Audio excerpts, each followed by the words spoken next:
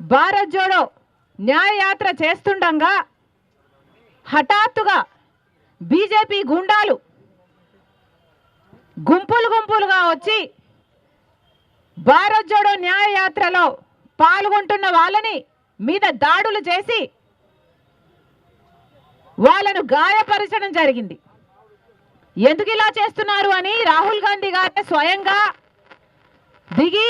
వాళ్ళని ఎదిరిస్తే రాహుల్ గాంధీ గారికి కూడా ప్రమాదం తలపెట్టే ప్రయత్నం చేసి ఆఖరికి పెద్ద గొడవై నిన్న అస్సాంలో ఈ విషయం జరిగితే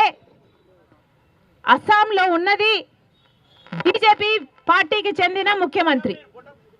మరి ఇప్పుడు బీజేపీ పార్టీ అధికారంలో ఉన్న రాష్ట్రంలో